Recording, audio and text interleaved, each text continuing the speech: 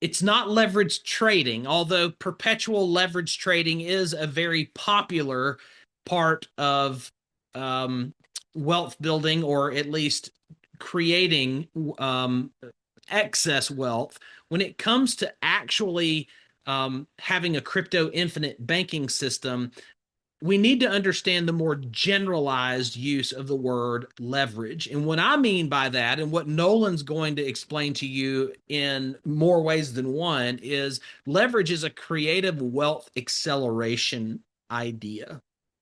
And when we're thinking about our capital, we're thinking about our income, we're thinking about our investments, we're thinking about deploying capital. I always think about Shark Tank and Mr. Wonderful and how he would always talk about his dollars like little soldiers that he likes to march off into battle and they bring home the bounty, right? That's what creative wealth acceleration requires. Nolan and I were talking before this call, and we were just talking about how the poor in our society, quote unquote, save money. The wealthy invest it, and even better, they loop yields, which is what I want to talk about more.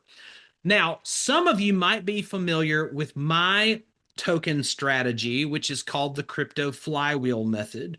It includes three marquee skill sets: cash flow, appreciation, leverage. I actually took the flywheel method from Jim Collins, the author of Good to Great, a book that is well known in the business community, where he talks about all the great companies in history and how they all have a flywheel, this one central thing that creates productivity, gravitas, momentum, etc.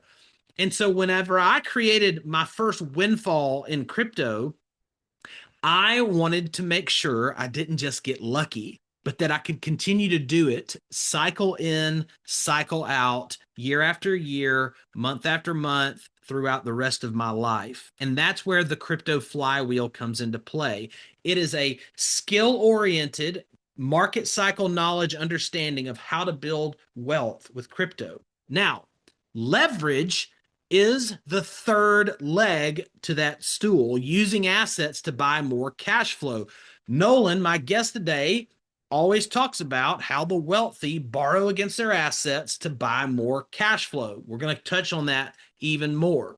So, where does all this come together and why does it matter? Well, if you're on this presentation, if you're listening to this, you're probably at least philosophically interested in crypto investing, if not already in the crypto market with capital deployed. But you may not have a great system or idea, or at least concept that you're following, a framework. Now, what I want you to do is imagine you have a crypto flywheel that year after year is methodically growing your crypto net worth. Okay. You have proceeds and profit coming from it. Maybe that's cyclical profit. Maybe that's intrasecular profit. Did you know that there are daily cycles, weekly cycles, and yearly cycles in every single individual asset that you invest in? And it's our job, your job, to find what those daily, weekly, and annual cycles look like. Those cycles are measured from lows to lows, not highs to highs. We're currently, at the time of this recording, coming out of a Bitcoin daily cycle low. Those daily cycles are typically 44 to 66 days long. What happens if you know how to not only weaponize a flywheel, but create proceeds from it every 60 days or every 90 days or every 6 months, right? Instead of waiting on these seasons to happen, what happens if you acquire a skill that kicks off proceeds like this one? A swing trade where one of my members created a $25,000 profit. What do you do with that profit? That's the central question today. How do you leverage that profit from a particular crypto skill and use it as leverage and as a creative wealth acceleration device? That's what we're doing. What do you do when your flywheel is spinning or when you want to continually fund your flywheel? Okay. So here's one more what if. What if you could use those proceeds to build equity in a growth asset that you can use as a leverage tool with instant liquidity access? I know that's a thick question, so I'm going to ask it again and let you read along with me. What if you could use those proceeds to build equity, underlined build equity, that's a huge piece of wealth building, in a growth asset? So I don't want to build equity in my BMW, 740 out there. It's a depreciating asset, right? That equity's terrible. How can I build equity in a growth asset that you can use as a leverage tool so that I can borrow against with instant liquidity access? That's the key. Instant liquidity is the speed, it's the velocity that market building, market making, and portfolio building requires. Take a screenshot of this particular slide, because in this slide, you have the anatomy of accelerated creative wealth building at your fingertips. Now, once you take a screenshot of that, and once you memorize that, now we're going to move on to some examples, some leverage examples specifically that we are all brought up knowing about. Volumes of books and libraries of books and content have been created around stocks, right? Around home equity in real estate, around retirement accounts, around commercial and industrial investing. There's all these different ways that you can build equity and growth assets that have instant liquid or leveraging ability, but they don't necessarily all have instant liquidity. And then how, though, in my secret weapon, at least on a personal level, what I've found in my life is I like to use the crypto flywheel and marry it to the traditional asset classes. And then I'm going to introduce you in just a second with Nolan to a traditional asset class that I really love and is the most liquid and greatest leverage tool that I personally use in my own personal flywheel. Because all of these asset classes, as you can see it on this graphic I have circled, are appreciating assets. Stocks can go up, residential homes go up, retirement accounts go up, commercial real estate can go up. You can borrow against them when they have equity, right? Loan to value ratios come into play. But there's one specific illustration that I want to use today, which those of you on Zoom with me can see the chocolates, the strawberries going into the chocolate fondue, right? The strawberry and the chocolate fondue illustration is my favorite illustration for the asset class I want to talk to y'all about today, and with my guest here in just a second. What if you can put capital into an investment vehicle, get the chocolate, right? Get the compounding interest going, get it started as soon as you can. Remember what they taught us about the rule of 72. Get the capital in there, let this chocolate start marinating on the strawberries, and then what if you could pull the strawberries out and enjoy it? What if you could put the capital in, it starts the compounding process and never stops, but you can also pull the capital out and go use it elsewhere?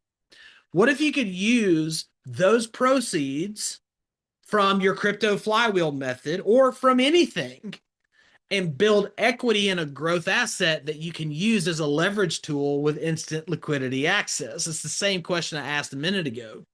Well, what is that? It's basically becoming your own bank. And that's what I've been able to achieve through what we call the infinite banking concept. And that's where I want to introduce my friend and advisor, Nolan Sanborn. Now, Nolan's a baseball guy. I'm going to bring him on here in just a second on our Zoom call. Real quick, Nolan played professional baseball, went to Omaha World Series with Arkansas back in the day, I played 100 years ago. He only played about 50 years ago. We both are washed up athletes and we need help, but you can trust the baseball guys, is what I always say. And so Nolan is going to. I'm actually going to look here in our Zoom window. Here's Nolan. I'm going to bring him on and promote him to panelist, and then I'll make him co-host here on your computer, Nolan. And then I am going to ask you to unmute. Here we go. All right. And then I'm going to turn off my volume there. All right. Perfect. Now, you can see my screen. You can see my screen, Nolan, and I can hear you. We're on two different videos, so. All right. Let's see. Can I hear you on TikTok still, though? I can hear you on TikTok. Perfect. I can also, yeah, you're good to go. Nolan, welcome. I'm excited to talk about this, and obviously do a quick, like, 30-second introduction on you and what you do every day, and why in the world would I bring you on this Zoom if I'm a crypto guy? Like, what's the angle here? And then we'll dig into the good stuff. I've got some more slides that I'll share. Love it. Josh, thank you for having me, man. This is great. Very, very simply, everyone, when I was an investor, I'm still an investor. I'm in more in commercial real estate now. My main focus is how can I get my real estate to appreciate as fast as I possibly can. I had a mentor tell me once, the name of the game in real estate is not cash flow. It's how can you double the value of your building in 12 months or less. So if you buy $1 million warehouse, how can you make it worth two in 12 months, right? The question that Josh is asking, and you're probably thinking, is when you go and get that appreciation, what can we do with the appreciation to go purchase more assets that appreciate as well? Like just spreading our, opportunities out amongst multiple buildings. Again, I'm a real estate guy, not so much of a crypto like Josh is, but very simply, I like to think about the infinite banking concept in this location for cash as a reserve account and a place for us to keep our liquidity as it's idling, it's ready, it's in neutral, ready to put in a drive to go find that next opportunity. This is going to enhance your returns. Most people take the scenic route. This is a more direct route to getting from A to B when it comes to our money. So talk about this slide that we have right here, IBC, or infinite banking concept. This is a popularized concept. You and I didn't come up with this. A guy by the name of Nelson Nash came up with this. I read the book from your recommendation and it changed the way I look at money. So it says IBC isn't about insurance. It's about creating a financial system where you, not the bank, control your money. I view insurance in the particular kind that we're going to talk about almost like I view buying, like I bought a townhome in a college town where my daughter goes to school that I can also use as a VRBO and save on a bunch of depreciation and through tax liability, etc. But like I used the infinite banking policy that I have to go and buy that property or to buy a particular token that I want to buy. I view that infinite banking almost like buying a property. So is that what we're talking about here on this particular quote? So a life insurance policy or insurance in general, most people think of insurance as an expense, myself included, right? Anytime that you go pay your homeowner's insurance, your car insurance, it's always a cost. This particular strategy, infinite banking, flips what is usually a cost or an expense on your profit and loss statement, and it turns it into an asset, something that, again, that Josh mentioned that you can leverage. You can borrow against this opportunity and this policy, again, to go buy more assets and things like that. Becoming your own banker is not describing, again, like we said, it's not about a life insurance policy. It's describing a financial behavior. It's describing how the choices that you make with your money. So what I mean is, and we can get into this, Josh, whatever it is that you're purchasing, the bank or whoever is the financier, where the reservoir of the money comes from, they are usually and almost always in control of the terms and all the details of the deal. They're going to tell you how quickly you got to pay it back. They're going to tell you the interest rate, and they're probably going to make you put I make the joke, but your firstborn up as collateral, right? In exchange for their money. What I've discovered with these insurance policies, this infinite banking strategy, is not only are you able to purchase assets, or in some cases purchase outstanding debts, you're able to then control the cash flow, which is usually going to other people. You can exchange, put a U-turn on it and have it directed towards you. You can not only then own the collateral that somebody else would have had a claim on, but the true key at the end of the day is earning the interest that the banks or the financial institutions that would have otherwise earned, and you're able to then credit that to yourself to create kind of the trifecta. You own the collateral, you control the cash flow, and you earn the interest that somebody else was earning. 100%. So that's why we say it's a, or at least I used it in the registration process, is like creating your own crypto infinite banking system. Obviously, anyone listening to this doesn't even have to use crypto with it like you do with industrial real estate, etc., or light industrial. There's all kinds of applications. And the reason why I love the insurance industry is because I can use it in crypto, I can use it in real estate, I can use it in stocks, etc., and then I can borrow against it, use it to go get appreciation elsewhere. I can borrow against that, bring it back over. There's all kinds of fun looping things, but there's some specific characteristics that you've helped me kind of figure out as I've been traveling through the infinite banking journey for several years. And I want to talk about each of these. And then what I want to do after you help us get clarity on what infinite banking is a little more, I'm going to talk about how I marry it into crypto specifically, because I think that's what a lot of my audience wants to know about, obviously, is how do I leverage the insurance asset class so that I can have creative wealth acceleration in crypto. And then, of course, if you can understand how I do that in crypto, you can understand how we do it in every asset class. So I'm just going to ask you some questions, if that's okay, Nolan. And we're just going to knock each of these out one at a time. If you guys are in the chat, ask questions. We'll come back and help you and answer all those questions as we go. All right.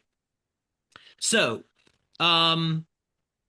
consistent high rate of return, predictable growth year after year.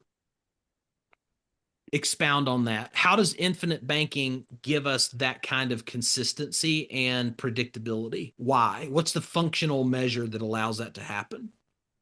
Very, very simply, from a high level, a life insurance contract is what it sounds like. It's a contract, meaning if you put money into a life insurance policy, it's what's called a unilateral contract, meaning you actually are the individual owner. The insurance company is not. So if you say, hey, I will put premium dollars into a life insurance policy, in exchange for you to give them money, they will provide you a guarantee of cash value, a guarantee of a rate of return, and a guarantee of death benefit. So you get these benefits that come along, and it's truly a win-win, because the insurance company, when you put money into whole life policy, what ends up happening is you actually become an owner. Instead of you being a tenant in an apartment complex or a customer at someone else's bank, you become an owner of an insurance company, and therefore you're able to earn a guaranteed interest rate on the policy, which we can get into, Josh, but that's not the name of the game here. But you earn it income tax free, protected from litigation opportunity with this policy. Plus, you get to participate in the profits of the insurance company. So every single year, you get a guaranteed contractual earned interest rate. Again, if you want to compare it to an investment, which I never do because it's not an investment, it's the same way when you purchase a treasury bond, they're guaranteeing you a percentage of interest. It's the same thing with these insurance contracts. There's no income tax as well. There's no Uncle Sam involved. So it's guaranteed. You can predict it down, not even predict, you can guarantee it into the 50 years into the future. So consistently high rate of return, especially whenever you're comparing it to something else like a bond alternative. Makes total sense. And it's way better than a bond alternative because of the second bullet point, which is liquidity. Accessing the cash when you need it without questions. You don't have to go get underwriting, for example, right? Like if I have a home and I have a bunch of equity in it, I have to go get underwriting if I want a home equity line of credit or whatever with a retirement account. With infinite banking, with my policy, in my experience, I either just send an email or make a phone call and I get the money wired back to my checking account that I want, the next day or the same day, depending on the backlog administratively. But pretty instant liquidity, especially if I'm being very purposeful and meaningful with my capital deployment and strategic with what I'm wanting to do. Am I leaving anything out there? Is there anything that I need to No. know that I don't know? You're not, Josh. And I think another piece that I mentioned a minute ago, that you actually become an owner of the insurance company. So what that means, and again, you own the contract. What that means is that if you, let's say you had, Josh, $100,000 in a cash value and you wanted to borrow every dollar of it or half of it or whatever, you actually don't make a request to the insurance company because you own it. You demand it. You demand the money from your policy. So you're never asking anybody. It's not a request, it's a demand. So you're in first position for any of the cash value that's in your policy over anybody else that's out there in the insurance company, any other borrowers, any other a contractor that might be wanting to borrow from an insurance company. I mean, ask your maybe some of your clients or some of your members. You might be going downtown, whatever city you're in, you might see a building being built. Half of the time, it's not from a bank, it's actually from an insurance company that's actually funding that project. So you are actually in first position above those contractors that are developing that site. So know that. And then liquidity as well. I always recommend people don't hit me the same day, but if you got a closing on a piece of property, you're buying a vehicle or a piece of Yeah. equipment on a Thursday, let me know on Monday, and then we can put an immediate an immediate request in or a demand in on a Monday, and your money will hit there by 48 hours. So it's not immediate like it would be at maybe your commercial bank or your credit union. But again, if you're closing on big projects like this, Yeah. you should have a good runway of what you're trying to accomplish. Yeah, well, that's pretty awesome, especially since it's not your checking account. You shouldn't be expecting Yeah, that's that right. level of liquidity. That's right. So the next one is the part that people get tripped up on, in my experience, which is the guaranteed locked in compounding regardless of the economy. So specifically, this is my strawberry and the fondue illustration. Like when you are putting the money into the infinite banking account, like I can pull it back out, Right. but the money stays in there. The value of the money, because I'm not actually pulling my capital out. I'm actually pulling the insurance company's capital out as a loan, and they are Right. loaning against my cash balance. So there's a little bit of like accounting insurance Rockefeller trickery there, but it's not a shell game. It's not a Ponzi. Nope. It's just that the insurance company has, more money than the government up there, and they have that available for my liquidity while my original investment can stay in the fondue, if you will, and earn more chocolate. Am I missing that, or is that correct? No, you're not missing it. I'll make it a little bit easier for your followers and members to understand. So imagine the same way, and I'll go into some details here, but imagine every month that you purchase your home and you make your mortgage payment. The bank has lent you money out of the gate and you are making a mortgage payment every month. You pay principal and interest. You build equity, right? There's a percentage of that that goes to interest. There's a principal, a portion that goes to principal. Over time, you and your spouse want to go and redo the kitchen. You have basically two options. You can take the money from your checking account and pay for that remodel, or you can take what's called a home equity line of credit, a HELOC, and you can leverage, as Josh would say, you can borrow against the value of your home, right? And over time, like Josh mentioned, the same way I'm in real estate, you're building your asset, your real estate is going to appreciate, that's going to go up in value. And so the bank will do an appraisal, they'll reassess what the value is, and they'll say, hey, Josh, if you and your spouse, you guys want to do a remodel, we'll lend you X amount of dollars. And let's say they lend Josh $50,000 to redo their kitchen. Maybe that's a lot, maybe that's a little, depending on what part of the country you're in, of course, but 50,000 bucks. So my question then is, where does that money come from? Where's 50 grand originate from? The bank will lend you money. And then what happens is the bank just wants to find something to attach the money to. What collateral can we offset with each other? It's almost like a balance sheet, like a profit and loss statement. Okay, I'm going to put 50 grand here. What collateral can I attach that 50,000 to? So the bank will put, in this case, would be a second mortgage or a home equity line of credit on your piece of property. And I'll clear all this up. But very simply, it's the identical thing with life insurance. Your cash value is like the equity that you have in your home. Instead of it being a mortgage payment, instead it's a premium deposit. You make premium deposits, whether it's monthly, whether it's annually. Again, you own the contract, so you tell the insurance company how you want to deposit. And on the other side of the balance sheet, again, the bank is lending you money based on the value of your asset, which is your home. In life insurance, the insurance company is lending you money based on the value of your cash value of your death benefit. The death benefit is like the house that you own. So the equity that you're able to leverage against, you can do whatever you want with the money. There's no rules, there's no tax implications, there's no 1099s. And most importantly, the insurance company is going to attach a lien or a claim the same way the bank would when you borrowed a HELOC. They're going to put that on your death benefit. So just very, very simply, and finally to finish up, Josh, if there's $1 million of death benefit and you, Josh, borrowed $100,000 to go and purchase a new piece of equipment, 30 days go by, Josh is hunting in the jungle. He has a bad day and he gets hit by a blow dart. What's going to happen is his wife is not going to get $1 million. She's going to get $1 million minus the outstanding policy loan. The same way the bank would have $1 million, they would pay off the home equity line of credit, and whatever is left over, the HUD statement, or in this case, the death benefit, is paid income tax free to your beneficiary, your spouse, your trust, whoever you deem responsible for that. Does that make sense?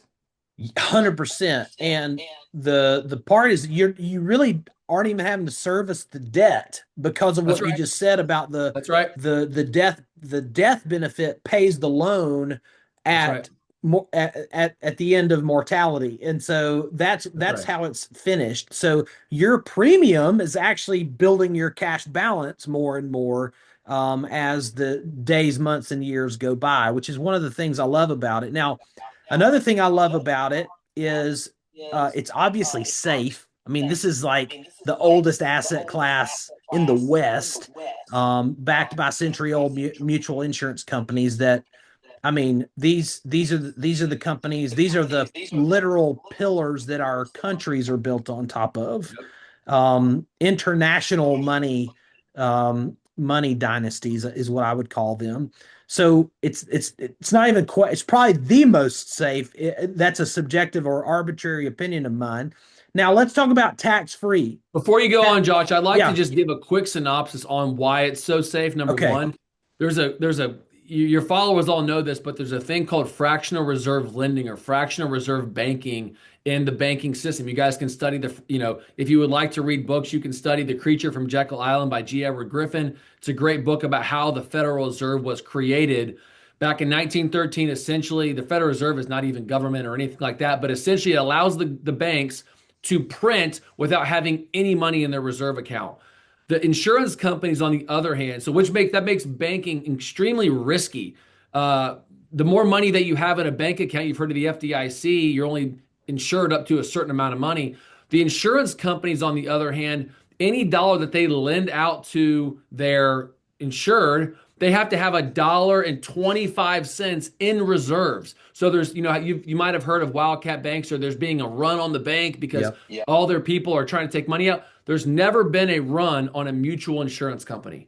So you have pure safety inside of mutual insurance because they don't take risk. And not to mention too, mutual insurance companies, they're in the risk business, the risk mitigation business. You see them on the top of buildings in downtowns. They're smarter than all of us. You've heard of actuarial science and mortality tables. The banks are in the risk-taking business. Insurance companies are in the risk mitigation business. So if you're going to keep your liquidity and your reserves somewhere, someone needs to really consider on where you are keeping your cash before you deploy into investments. Makes total sense. Yeah. So then how does it work tax-free? A lot of people get, Sure, twisted up on taxes. So this particular benefit, growth and access structure to avoid taxes. Why is that true? Let me give you a quick example. Okay, so let's say that Josh is he's leaving his office or his home or whatever, and he pulls out and he gets hit by some lady, hits him in a little fender bender. He takes it down to the body shop, and the body shop says, "Hey, Josh, this is going to run you like $4,000." Okay. No problem. This lady's insurance company writes the body shop a check or Josh a check for $4,000. Josh gets his car fixed. A week later, he drives it off and he's back to neutral. I would ask you, Josh, I would ask your listeners and your members, is the $4,000 that insurance company just wrote you a check for, is that a taxable or a capital gain? You made $4,000 on paper, right? Didn't that sound like it felt? Is that a taxable or a capital gain? Mm-hmm. Well, that's what you would think. That's what you would think. It feels like that. But here's the kicker. Nobody thinks about this because it's almost like the opportunity cost or the unseen eye here. What about the $4,000 of loss to your vehicle? What about the loss that happened right there? I mean, on paper or on your vehicle, you lost $4,000 of value on your vehicle. The insurance company stepped in, wrote you a check for $4,000 to get you back to neutral. So on paper, you did not make any money. You were getting back to where you were before. It made you, that was insurance, right? Life insurance is identical to that. So here's the situation with Josh's multiple policies. I mean, he's not fibbing when he says all this. One day down the road, Josh is going to graduate in the next life. So am I, and so are you. If you have $20 million in a life insurance policy and you graduate and you pass on, $20 million will trigger and it will pay a beneficiary, whether that's the trust, your wife, your children, a church, whoever it is. That beneficiary on paper will have a loss of $20 million. The same way that Josh, when he got in that fender bender, had a loss of, okay? So now the insurance company steps in, writes him a check for the beneficiary check for $20 million, making them back to neutral. So there is no income tax. You don't pay a dime of income tax on any of the money that the death benefit is. And not to mention, too, if you want to study this all yourself, look at every single politician. All the congressmen, all the politicians are all doing this because they also understand the laws. So that's the way that you can understand why and how it works income tax free. So yeah, it's one of those things where you look around. Like I grew up without a whole lot of financial literacy. I think the closest thing to financial literacy was like when I was like 17 or 18 and I saw Rich Dad Poor Dad sitting on the shelf in my parents' office in my rural Alabama hometown. And I eventually read that about 5 years later, 10 years later, and then everything kind of changed. But then there's Dave Ramsey, which he's done wonderful things for a lot of great people. But you hear like, in term insurance and all that stuff. But then the higher up the wealth chain that I've grown, the more individual high net worth individuals that I have interfaced with, they all have the infinite banking policy. They all have the infinite banking concept.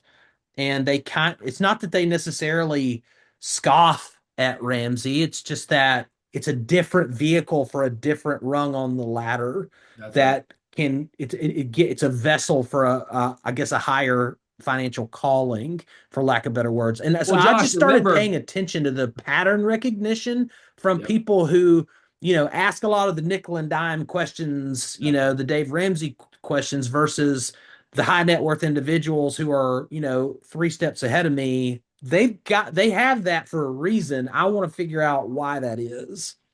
Nailed it. And that's for everybody listening. It's not a negative or a ditch or a knock on Dave Ramsey, because even myself included, I was a buy term invest the difference. I was a Dave Ramsey disciple for a long time, especially even when I was in pro ball. I was listening to I was reading EntreLeadership, all these, the 40-day makeover, whatever the things he was coming out with, I was all about. I was into it because I thought that's what my parents did. Well, like Josh just mentioned, this is the very specific, and I would say not the secret, but just the understanding that everyone has to have. There's different levels to playing the game. And Dave Ramsey's followers are all, candidly, if you're on this, I'm not being negative, but they're all poor. They have negative net worth. They're in credit card debt, they're in vehicle debt, they're in student loan debt, and they have low income. So Dave Ramsey's advice is perfect for these people. Stop spending so much money on stupid stuff and start saving money to pay off your debt. That's a very smart decision for somebody that's in those bad debt, because those debts are not paying you any income. They're just costing you money. Right. So when you get to the next kind of level or echelon up, where you begin to comprehend financial literacy, understanding how money works, how the banking system works. And you say, wait a minute, leverage is not a bad tool. It's like a loaded gun. It can protect you or it can kill you. You have to understand the difference between those. But if you understand how leverage works, which Josh preaches about properly, it can truly enhance your returns and it can enhance your net worth significantly if it's Yeah. done properly. So it just depends on what rung on the ladder that you're on. So if you're Dave Ramsey, it's not a negative thing. You're just not you're at a different rung than maybe some other people, if that's fair to say. Very fair. One more thing before we get into the creative stuff. No market volatility. It's immune from stock market ups and downs. That kind of goes without saying, but do you have anything more particular on Yes. that, or is that just kind of self-explanatory? Yeah, very, very simply, so everyone understands, the reason why there is no market volatility is because the insurance company is, again, in the actuarial science business. They're in the risk mitigation business. So they actually don't take a whole lot of risk. When you put premium dollars into insurance policies, they take the least amount of risk with their dollars. So they'll go and invest in infrastructure, in roads, treasury bonds, long range thinking. They're thinking 30, 40 years down the line. But also, they have a lot of other hybrid products. Term insurance is the most profitable insurance product that an insurance policy issues out to people. You have IULs, which are index universal life, variable universal life policies, which are all I won't get into that's beyond the scope of today, but those are other profitable products to the insurance company. And all of this plethora of products that they have in their toolbox, those are all profit centers to the insurance company. So the question really becomes why there's no market volatility is because those products are always going to generate cash flow in the form of premiums.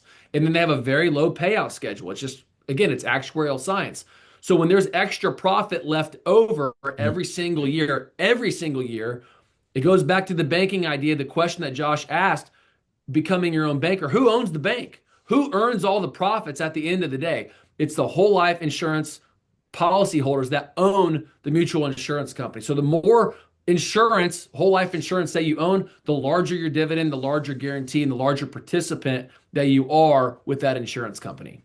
So that's why there's no market volatility. Yeah. So to be specific, and I want to make sure I have my terminology right, to participate in the infinite banking concept that you practice, that I practice, one would need a whole life insurance policy that is structured appropriately, which is obviously what you're the ninja and know how to do. But it's whole life insurance. Is that it's not IUL, right? Is it there's a difference. You're Correct nailing me where it. I'm wrong. And I want to be very, very clear. I will never recommend an infinite banking policy for indexed universal life, which is an IUL, or a variable universal life, which is, I'll give you a quick example. Imagine, I don't like to gamble, but some people do. You go into Las Vegas, you sit down at the blackjack table, and you put your money up, you ante up.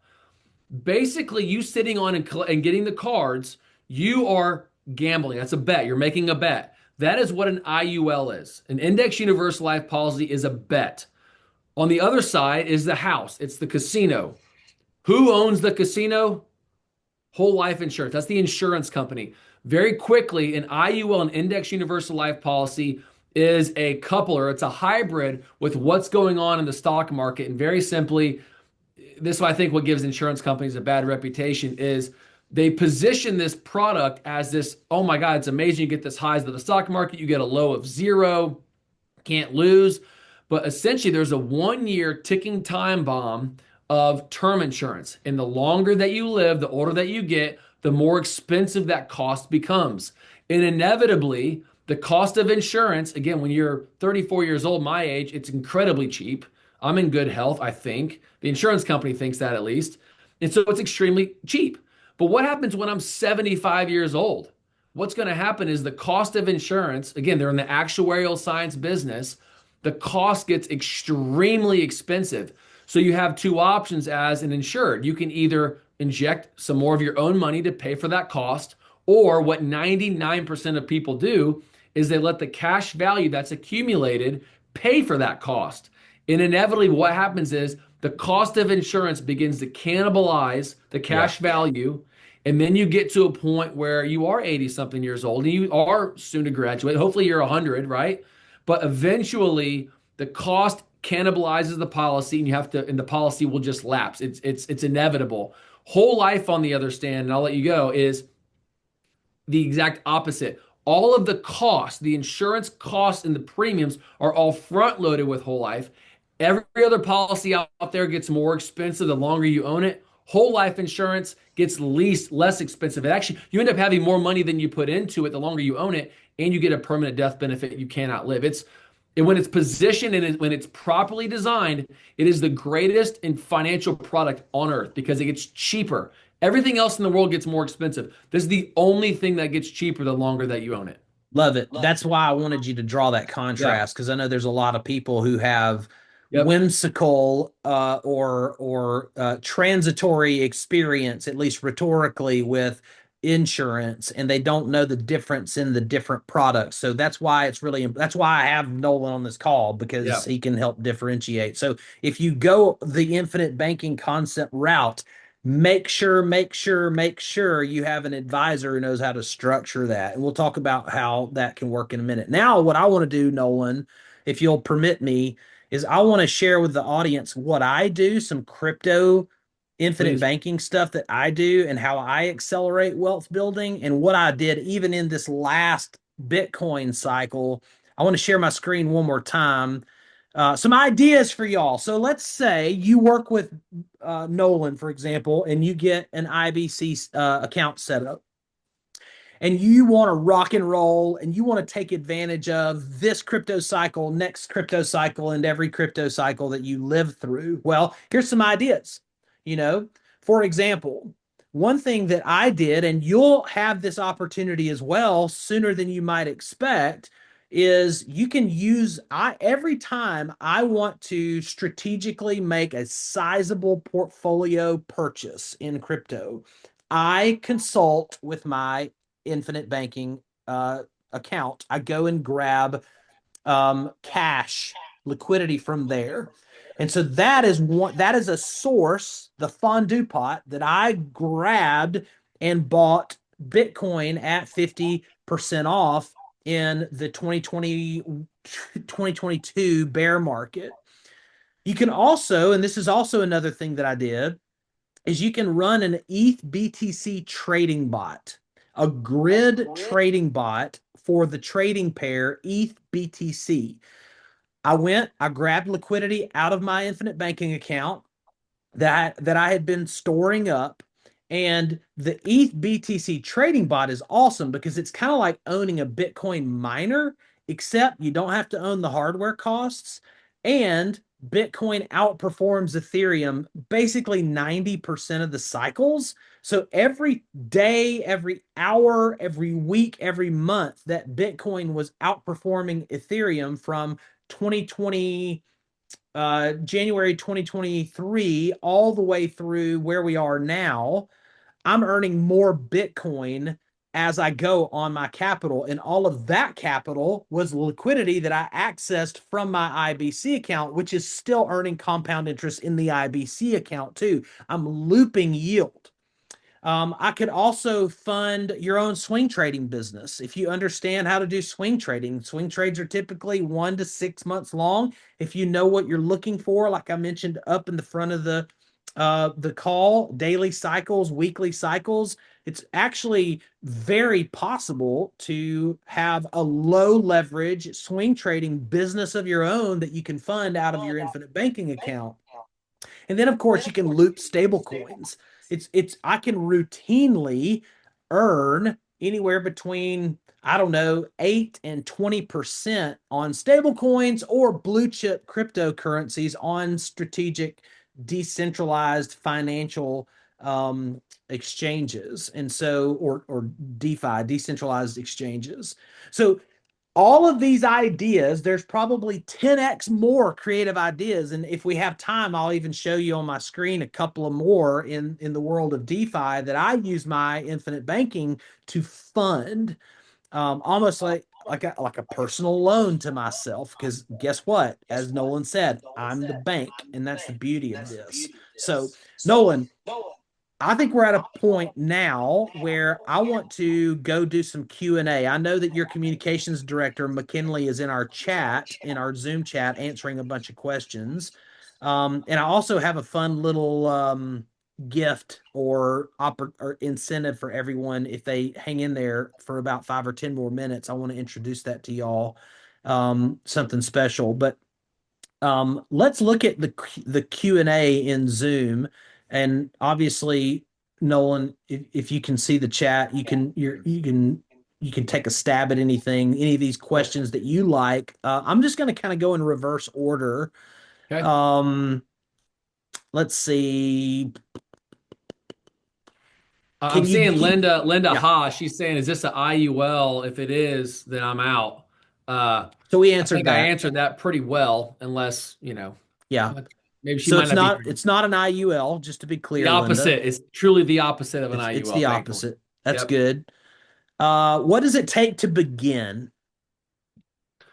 Very, very simply, what the way that we like to do this is, if you like, we can figure this out, Josh. Most importantly, reach out to McKinley. She's amazing. She's been my communication director for a really long time at this point. And anything that you have on your mind or questions that you have initially, y'all can get on a call for 10 minutes, introduce yourself. She can give you the overview of what of the direction that we can take. Very simply from there, we'll send. I'll get on a call with you. McKinley says, "Hey, this looks like this is a great fit for you and your circumstances and your situation." I'll give you a call, introduce myself one on one individually, and then what we'll do is we'll send you a questionnaire. It's your name, your birthday. Do you scuba dive? Are you planning to skydive? Silly questions like that. You fill that out. I'll start a little group chat, and very simply, we go do an underwriting review. It does not bind you, and also it doesn't bind the insurance company. They're not binded to offering you anything. But what it does is it allows transparency between you and them to say, hey, is this a good candidate for us to take on as a partner? Remember, the mutual insurance company is looking for partners, they're looking for owners. So they're saying, hey, if you're gonna deploy this amount of premium, we are on the hook and we are wanting to partner with you. So that underwriting review for that takes about 10 to 12 days. That's what you can expect next. And in that meantime, over that course of a couple of weeks, we'll get on what we call a customization call. We'll share our screen. We'll go over the exact policy uniquely, specifically designed for you.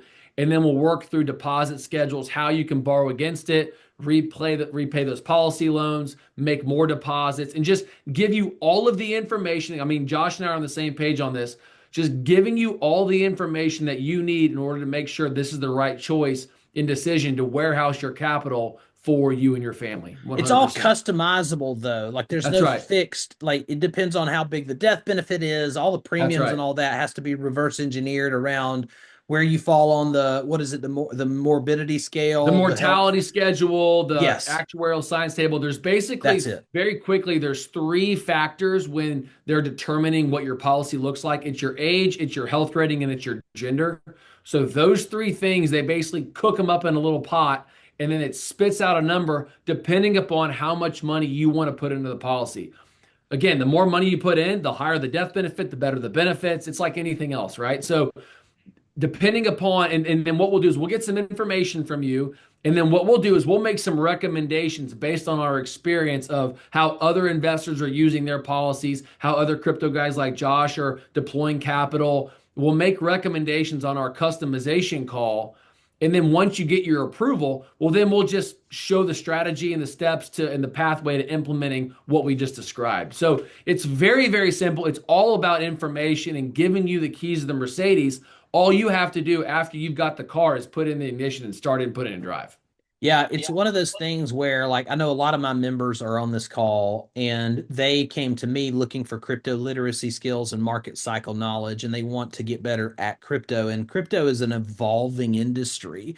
The Sure. beautiful thing about insurance is that at the very beginning, you need a good consultant. You need someone who makes sure that your ship sets sail appropriately, it's structured appropriately, all that good stuff. But after that, it doesn't require a lot of skill because you're just really building it as a reserve capital deployment It's a flywheel, Josh. It's a home flywheel. I base. mean, it is a flywheel like Josh literally describes. like you said in Jim Collins' Good to Great, that book, it takes some momentum out of the gate. But once the momentum gets going, all you're doing is just keeping it rolling at this point. It actually gets faster and faster, like I said, because it gets cheaper and cheaper. The same analogy as an airplane taking off the ground takes a lot of, I mean, it burns like what, a third of the fuel when it takes off the ground, but then Yeah. it can fly longer and longer the longer it's in the air because it's burning less and less fuel. So Yes. that's kind of the same analogy in whole life insurance. It takes some fuel to get off the ground, but once it's up in the air, you're coasting, man. It's straight up and down. So here's what I want everyone on the call to have an opportunity to do. So in crypto, we practice a level of banking. And when I layer over infinite banking, it's basically I'm just layering banking systems for myself. Bitcoin launched as a peer-to-peer banking system, basically. And so, one of the big things that we do is we practice self custody. That is, we want to make sure that we have control of our crypto, our private keys.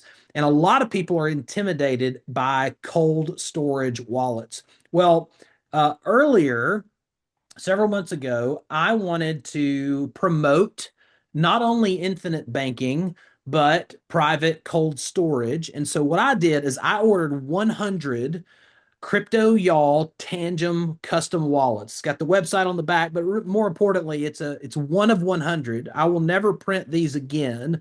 And I have about 25 of these left. So as an incentive and as a gift for anyone who contacts McKinley, which is Nolan's communications director, and I'll put her phone number up on the screen here in a second, but she's also in our chat. I'll send you one of these as soon as you get your infinite banking policy updated. I only have 100. They come in this nice little, there's only been 100 made. They come in these nice little box. I'll mail it to you, especially if you're one of my members and you start an infinite banking concept with Nolan. But even if you're on this call and you're not a Get Paid Daily member, you'll have a Crypto Y'all wallet. Now, why is that important? Well, let's go back here real quick before we dive into more questions. The flywheel and self custody are one and the same. We want to make sure we're practicing self custody. And so, if you want to um, not only have a flywheel and accelerate it with IBC, but you also want to make sure that you get your cold wallet, make sure you text McKinley. So, I've got her phone number here. You can also catch her in the chat. She's very active.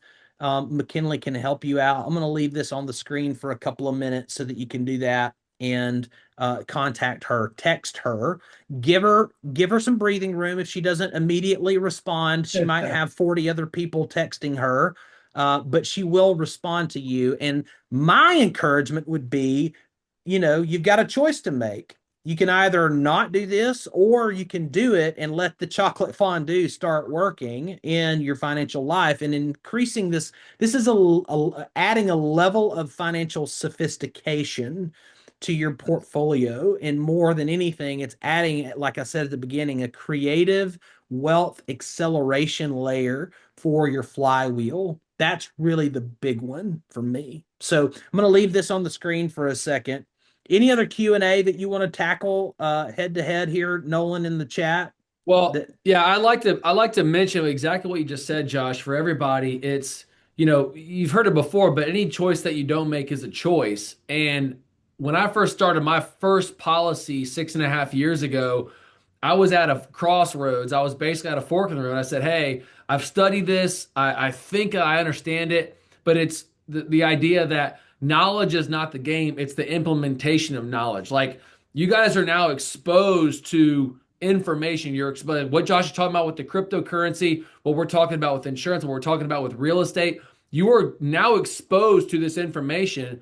You can study it more. You can take on more knowledge, but it's how you implement it is the name of the game. I like to think about compound interest almost like a runway for an airplane. You're always going to be able to take off, but the less runway that you have, the more dangerous, or really most importantly, the less airborne that you can become. So that's the way that I think about this policy is no matter what your age is, because I see a couple people asking if it works at a certain age.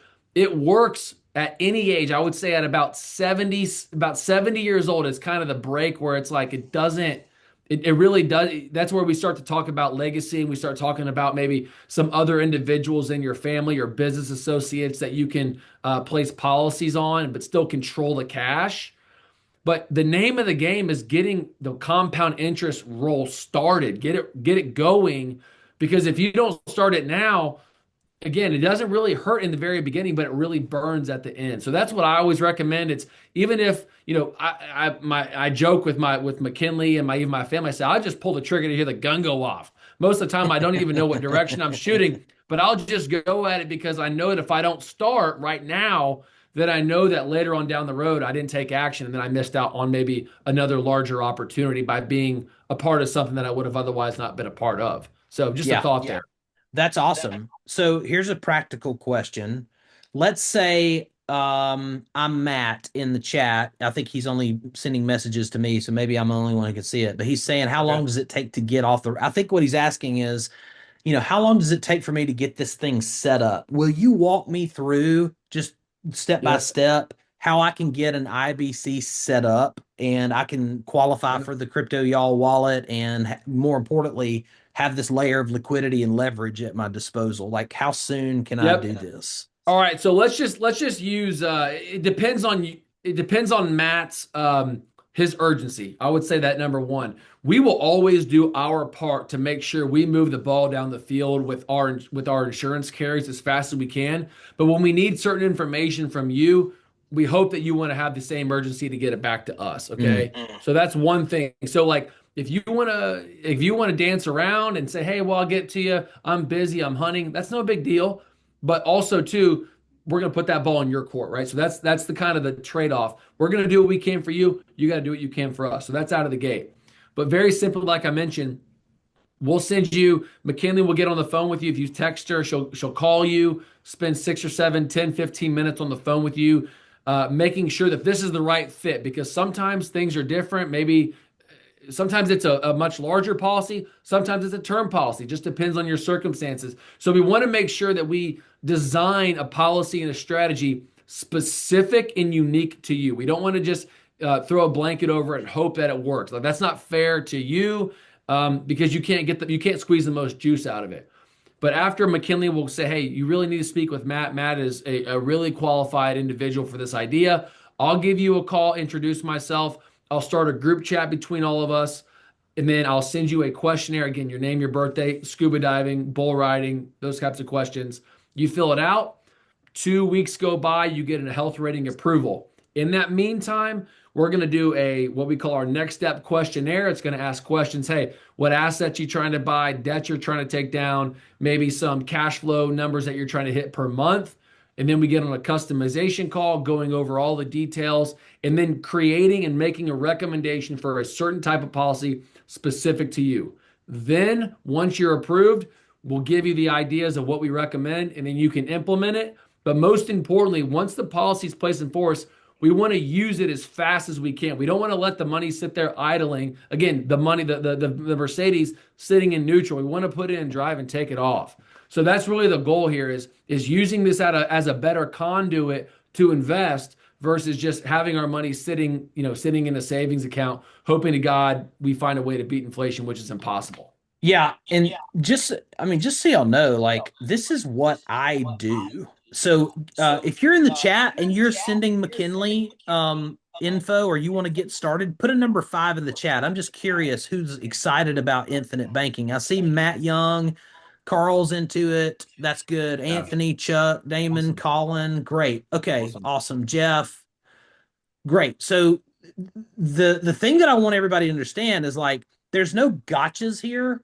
That's This right. is very much a consultative thing. Like, there's no like hook and ladder. There's no We're not secret. playing Candyland. It's just Yeah, what yeah, it yeah. is. It's all a reverse engineering of what your goals are. Like, if you're it's all the things that Nolan just got out of his mouth. It has everything to do with your tailored scenario. This is a tailored solution for your lifestyle, for your goals, for your crypto flywheel, all of that stuff. And Nolan and McKinley are the good guys. That's why I have them. That's why I'm willing to risk my personal brand by platforming them because I use them. They are part of the family, and so that's why I'm introducing them. So I'm excited to give you all the opportunity to work with them as I get to do. We got time for like one or two more questions. Let me see. I know a lot of those questions though will be answered by McKinley and Nolan as Right. you guys get in. I tell you what, Nolan. Rather than us get too hung up on some of the nuts and bolts stuff, let me show everybody one more fun little example of what you could do in a crypto uh, infinite banking system. And all of this stuff, by the way, if you're a member of Get Paid Daily, if you have an infinite banking concept account, you just reach out to me and talk to me about how you can accelerate that because I'll tell you what I do. There's all kinds of fun stuff. Like there are obviously yield farming and liquidity pools that you can participate in. You can do things like this is Turbo's Finance. There's also Bluefin, which is one awesome thing. So like if I go to my infinite banking account, I'm going to share my screen on Zoom. If I go to my infinite banking account and pull $10,000 out of it, right? I can buy, for example, I can buy Bitcoin. Let's say I buy Bitcoin at $60,000 or $45,000 in a Bitcoin bear market. I can bring that Bitcoin value over here to Bluefin's vaults. And I can now this is $10,000 that I originally took out of my infinite banking account that's still earning compound interest, even though I took money out because it's the insurance company's money. We've already learned that. I can go over here and I can deposit it for an additional 9.35% per year in this particular Bitcoin vault on top of Bitcoin's already average 35 to 50% compound annual growth rate. I can earn this 9.35%. Plus, I'll receive from this particular decentralized exchange a liquidity token that is equivalent to about 80% of my value. And I can go back to their lending pool, the lend feature, and then I can go and lend that particular token. Let's say it's EXBTC, which is what I believe I'll get. I can lend that for another 10.2%. So just to review, if I bought Bitcoin, $10,000 of it, and I come and I put it in the Bitcoin vault on Bluefin, I can earn 9.35% on this particular Bitcoin strategy. Now, it does have a 3-day withdrawal period, so it's not completely liquid, but hopefully you're being a little more strategic with your capital. But I'm earning 9.35% APY on Bitcoin that usually does 35 to 50% a year. Okay. Then I have, because I'm using their vault system, they give you literally in the moment you make your deposit, they give you what we call a staked liquidity token in the form of EX or EBTC. And that EBTC or EXBTC can earn me approximately 9 or 10%. And then I can actually borrow against that collateral. So I can loop the yield. I can loop and loop, and it's a 4x loop ultimately. And I added a layer using infinite banking so that you're at the if all you did with your infinite banking account was just fund a long-term Bitcoin acquisition fund for yourself and you looped it using all the available DeFi strategies at our fingertips, that flywheel in and of itself will create generational wealth for families down the road. So it's just another way to think about retirement, for lack of better words, utilizing the infinite banking concept. So anyway, I got deep in the weeds on the DeFi world in about I don't know, 2 minutes and 30 seconds there. There's more nuance, obviously, that goes into that, Nolan. But the thing about infinite banking is for me, it acts as my launch pad. It acts as my trampoline into other asset classes. Do I want to buy a townhome in an SEC college town? Let me go get the down payment from my IBC. Do I want to buy a light industrial warehouse with you? Let me go to my IBC and get my down payment. All of that stuff is where I end up having access to liquidity. And then I use my crypto as the kindling to the fire. It's the hot starter to all of the other asset classes where I can go get depreciation for tax shelter, etc. So There you go. it's a big crescendo. So in the chat, does that look fun? I think I saw somebody talking about why don't I just buy Bitcoin? I could also just buy Bitcoin with my IBC and then go do a Bitcoin line of credit. There's brand new lines of credit out there that are available. Just simply message me if you're one of my members, and I'm happy to introduce you to those. So, Nolan, dude, I think that's good for today. Do you have Awesome. any final thoughts on what people or why people should do this, or anything you feel like we neglected to say? Uh, very, very simply, final thoughts are if you're like me, you probably have a sales resistance or an initial hesitation about this idea because you were maybe born and raised. Like I grew up at a Dave Ramsey home, like I said. I had all these, when I heard whole life, I thought it was like sinister. I started, and, and I just had like this negative connotation. I preconceived notions about it.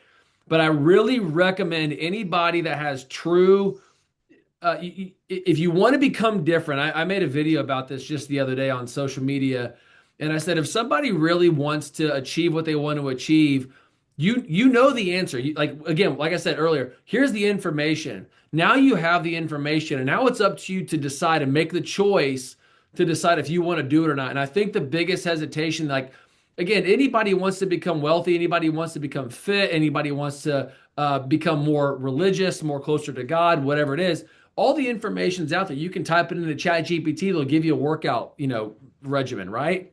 Or a diet. But the biggest kicker that everybody probably struggles with is the choices that they have to make. They have to make different choices. They have to make different financial decisions. And that's the fork in the road for everybody. I mean, again, I'm so guilty of it. I come home from work some nights. The last thing I want to do is throw on a chicken breast on the grill, or I can just get Chick-fil-A. I mean, let me just be honest. Like I've done Chick-fil-A way more often than not. Like let's just call a spade a spade. But I say all that if you want to be different and you want to make different choices and you want to separate yourself, because eventually what will happen, and Josh is an experiencer of this, is eventually your compound interest of the information that you take in, the actions that you take, nobody will be able to catch you. It's impossible. Compound interest only works over time. But even if somebody starts a little bit later and they got so much more gas, there won't ever be able to be close to you because of the actions that you took today, and think about where you can be in the future. So my recommendation is don't just think about, oh man, I want to go and learn something. Find a way to implement the knowledge that you are having right now. And sometimes too, you might not have 100% clarity, but once you jump into something and you cast that line out there and you got that fish on the line, that's where you really learn how to fish. That's how you really learn how to ride a bike. Is you pedal and you fall over it, you scrape your knee and you get back on, you figure it out. So that's my recommendation. I'm kind of a go get it kind of guy, like just an action type of person. My recommendation is do something that you know that in the future you'd be like, damn, I'm so glad that I did that. Even though I didn't really know what I was doing, I'm just so glad like 60 months ago, which by the way is a 5-year triple net lease, which isn't that far away. That's a that's not that far. Like imagine in 60 months where you can be if you make action, you take actions today. So I just get juiced about that because that's really the name of the game, in my opinion. Well said. Yeah. Well, thank you guys for joining us here on the Crypto Infinite Banking System How To. I am honored to be able to introduce you to Nolan and McKinley, and I hope that you have as much success with your infinite banking journey as I've had. And by all means, reach out to me if you have any questions. But if you don't text McKinley with the specific insurance questions, you're not going to get an answer. So go ahead and do that. This is a personal consultative thing. It's not one of those things that we shotgun blast across all of creation.